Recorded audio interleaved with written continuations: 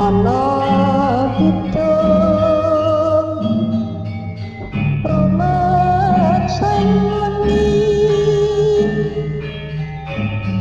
teku ayu puto ing lara puto pilai kabeh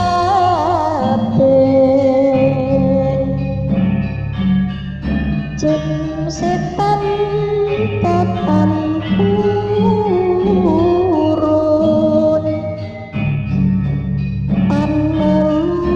Namaku Mamat.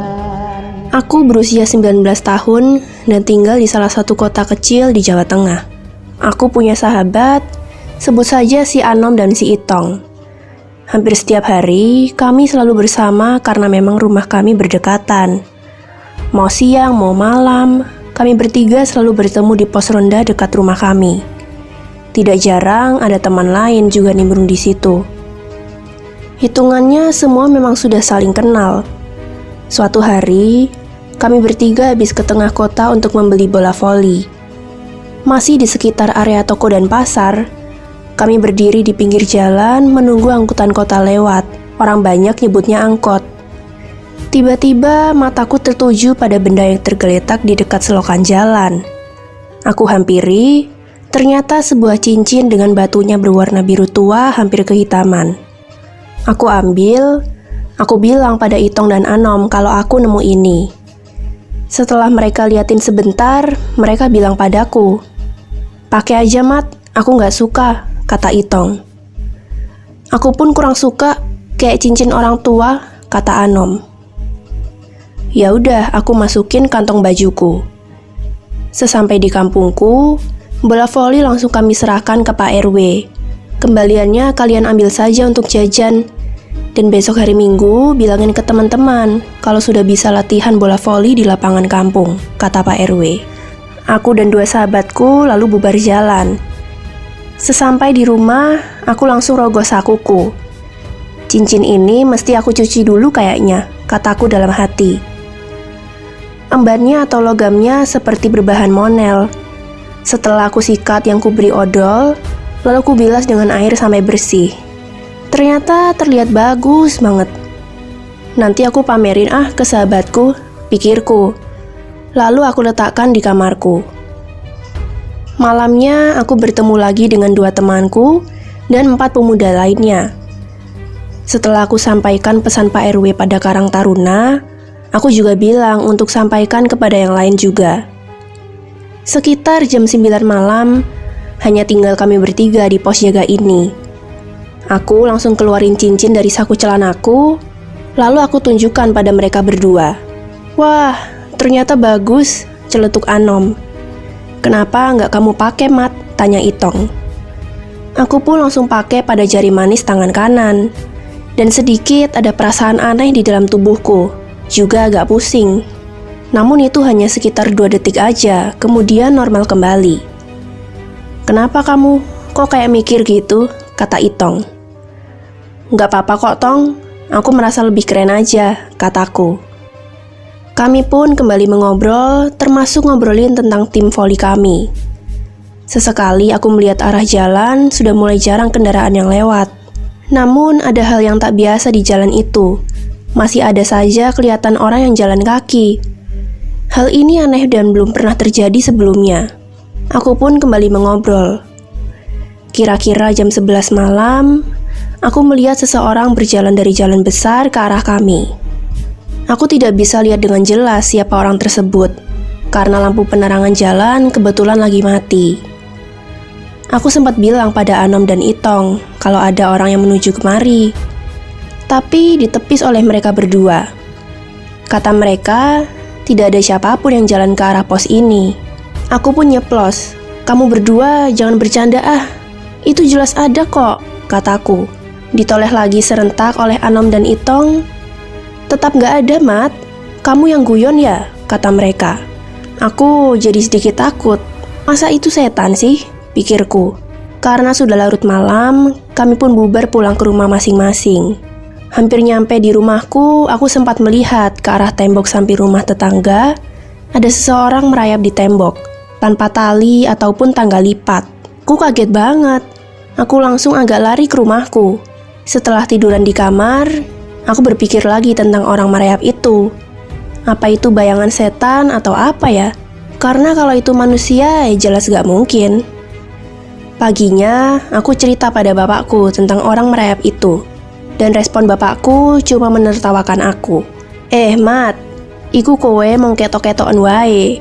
Buktine tonggo ora ono sing sambat kemalingan. Mat, itu cuma hayalanmu aja. Buktinya tetangga gak ada yang mengeluh kemalingan, kata bapakku. Aku pun cuma tersenyum kecut, lalu pergi ke dapur. Sambil sarapan, aku masih mikirin omongan bapakku tadi. Ya, logikanya benar juga sih. Setelah makan, aku pamit bapak ibuku untuk main. Aku menuju rumah Pak RT untuk membicarakan tentang tim voli untuk persiapan lomba antar RW sekecamatan. Ketika aku melewati rumah tetangga yang tembok sampingnya ada yang merayap, ternyata sosok itu masih menempel di tembok itu. Sosok laki-laki, layaknya manusia pada umumnya, tapi kaki dan tangannya melekat pada tembok. Lagi pula aku gak kenal dengan orang itu. Aku jalan kembali sambil tetap merasa heran dan aneh. Apa itu yang orang sebut siluman, pikirku. Hampir nyampe rumah Pak RT, aku papasan dengan seorang cewek. Cukup manis dan yang jelas bukan orang sini, pikirku sambil memperhatikan cewek itu menjauh ke arah jalan besar. Setelah ngobrol dengan Pak RT, aku pun berniat ke rumah Anom yang tidak jauh dari rumah Pak RT.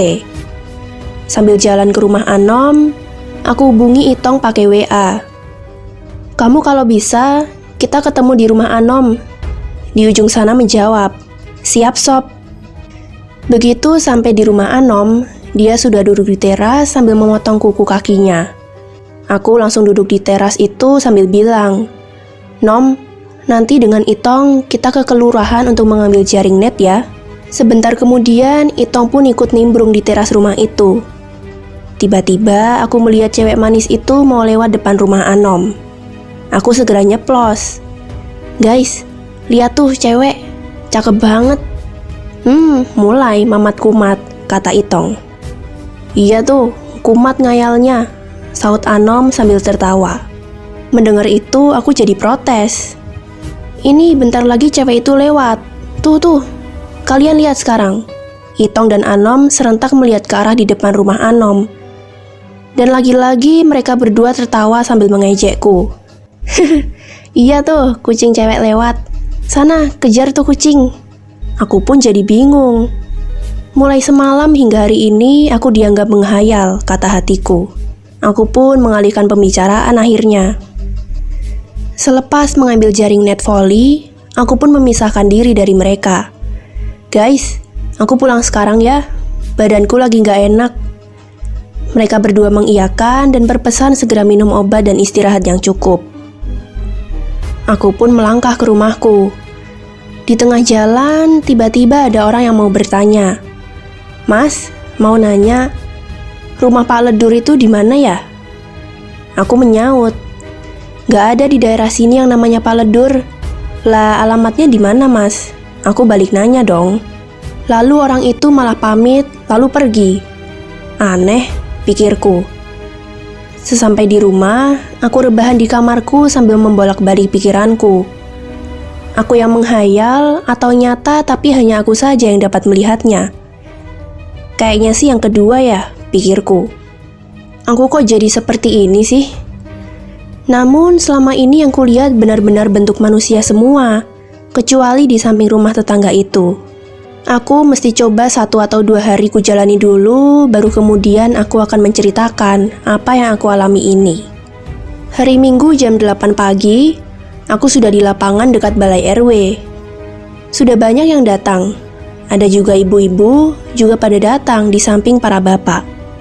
Namun, aku juga melihat beberapa orang yang tidak aku kenal berdiri di sekitar lapangan voli. Ini jelas bukan warga RW-ku, bukan juga warga RW sebelah. Aku merasa agak aneh. Tapi sepertinya wargaku merasa tidak aneh dengan beberapa orang itu. Aku langsung potret semua pakai HP-ku. Setiap ada orang yang datang tapi aku nggak kenal, aku langsung potret. Siang sekitar jam 11-an latihan voli bubar, lalu aku balik pulang. Masih seperti sebelumnya, ada 1-2 orang yang tidak aku kenal berjalan di kampungku. Begitu sampai rumah, aku pun langsung makan karena perutku sudah keroncongan. Sekitar jam 1, aku nggak bisa menahan rasa ngantukku, aku pun tertidur. Malam jam 8 lebih 10 menit, aku menuju pos ronda, tempat favoritku dengan sahabatku berkumpul. Namun, sesampai di pos ronda, Itong dan Anom belum ada. Hanya ada penjual bakso keliling yang sedang berhenti tidak jauh dari pos ronda ini. Aku langsung potret saja penjual itu. Bersamaan aku jepret, penjual itu menoleh melihatku. Mungkin karena lampu blitzku menyala otomatis jika di tempat yang kurang cahaya, pikirku. Tidak lama Anom muncul di pos ronda, lalu duduk di sampingku. "Itong mana, Mat?" tanya dia. "Mungkin bentar lagi muncul, Nom," kataku. Tidak sampai 10 menit, Itong pun muncul. Kami bertiga duduk berjajar di kursi panjang di depan pos ronda. Iya, kalian harus melihat ini pokoknya," kataku pada 2 sahabatku. Setelah aku buka galeri foto di HP-ku, aku langsung menunjukkan ke mereka. "Nih, lihat sendiri selama yang aku lihat hari ini," kataku kembali. Dan mulailah mereka melihat satu demi satu foto hasil jepretanku. "Iya, Mat, siapa ya orang-orang itu?" Dan pada saat giliran melihat foto penjual bakso, Anom dan Itong begitu kagetnya. "Lihat, Mat, lihat itu. Matanya cuma 1 di tengah," kata Anom. Kami bertiga pun langsung syok. Dengan nafas yang masih tersengal, aku lihat di sebelah arah penjual bakso tadi berhenti, ternyata dia masih ada. Namun penjual itu membelakangi kami. Aku berbisik pada Itong dan Anom kalau penjual bakso itu masih ada di sana. Kami bertiga menjadi makin tegang. Dan tidak lama, kami pun dikejutkan kembali oleh suara beberapa orang berjalan. Setelah mendekat, kami lega. Ternyata ada 4 orang tetangga yang lagi tugas giliran ronda. Kira-kira jam setengah 12 malam, aku mengeluarkan HP dari sakuku dan langsung memotret 2 orang yang melintas barusan di dekat pos ronda. Itong dan Anom sudah paham maksudku. Namun mereka berdua hanya diam saja karena tidak mau yang 4 orang itu jadi gaduh. Sebentar kemudian kami bertiga jalan pulang ke rumah masing-masing. Sambil jalan, aku jadi lebih sensitif pada sekeliling. Tapi aku tetap siap dengan HP untuk memotret jika ada orang yang tidak aku kenal. Benar saja, tidak lama samar-samar terlihat sosok seorang perempuan. Ketika mulai agak mendekat, aku langsung jepret. Dan di saat sinar blitz menyala, terlihat wajah perempuan yang sangat menyeramkan. Rambutnya menyentuh lantai. Itu kuntilanak, batinku.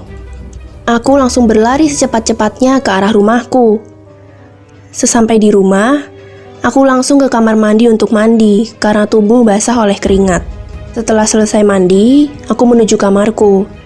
Dan aku kembali berpikir, aku besok pagi mesti bicara dengan bapakku. Mungkin beliau punya cara agar aku bisa kembali normal seperti dulu. Pagi ini jam 6:30, aku sudah duduk di hadapan bapakku. Kutunjukkan foto-foto yang tersimpan di HP-ku. Beliau kelihatan sedikit tertegun dan nampak berpikir untuk beberapa waktu. Akhirnya bapakku bilang bahwa aku telah masuk ke dimensi makhluk astral. Tunggu 1-2 hari untuk bapak cari solusinya. Aku pun tertunduk lesu mendengarnya. Antara takut, heran, dan apa penyebabnya masih di kepalaku.